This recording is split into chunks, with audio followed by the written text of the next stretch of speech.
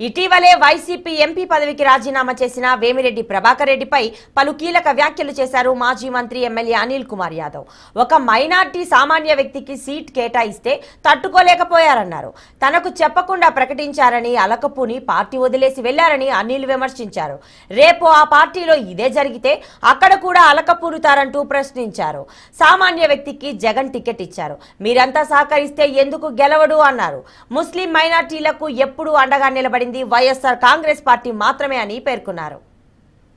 జగనన్న నెల్లూరు నగరానికి సంబంధించి మనకు బలపరిచి రేపు ఎన్నికల్లో పోటీ చేసేదానికి మనం పంపించిన వ్యక్తి ఖలీల్ భాయ్ కూడా ఈ ప్రాంతం నుంచి ఈ రోజు నుంచి ప్రజల్లోకి వెళ్లే కార్యక్రమం, ప్రజల దీవెన కోసం వెళ్లే కార్యక్రమంలో భాగంగా ఇక్కడి నుంచి స్టార్ట్ చేయడం జరిగింది.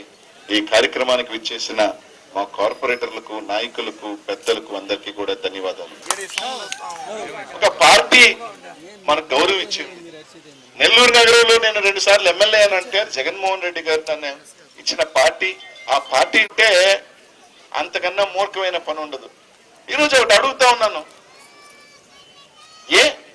ఒక ముస్లిం అభ్యర్థికి ఇస్తే పార్టీలు మారిపోతారా? ముస్లిం వాళ్ళతో ఓట్లతో ఎమ్మెల్యేలు, మంత్రులు కాలేదా? చాలా మంది ఎంపీలు కాలేదా? ఈ రోజు ఒక అభ్యర్థికి ఇచ్చాం, అందరూ కట్టకట్టుకొని వైఎస్ఆర్ కాంగ్రెస్ పార్టీలు ఒక సామాన్య కార్యకర్తకి ఇచ్చాడు, ముందుకు తీసుకువెళ్తే ఎందుకు గెలవడు? ఎక్కడో కనిపించిన వ్యక్తి, వారి ముందు తిరగని వ్యక్తి. ఇక్కడున్న వాళ్ళందరూ నాయకులు, కార్యకర్తలే. ఇక్కడున్న ప్రతి ఒక్కరు కూడా నాయకులు, కార్యకర్తలే. ఇంత కార్యకర్తల బలం, నాయకుల సమూహం అనుకుని నెల్లూరు నగరంలో వైఎస్ఆర్ కాంగ్రెస్ పార్టీ జెండా ఎవరిని పెట్టినా ఎందుకు గెలుచుకోలేదు అని అడుగుతా ఉన్నా. ఇది జగన్మోహన్ రెడ్డి గారి బలం ఏంటో చూపించాలి.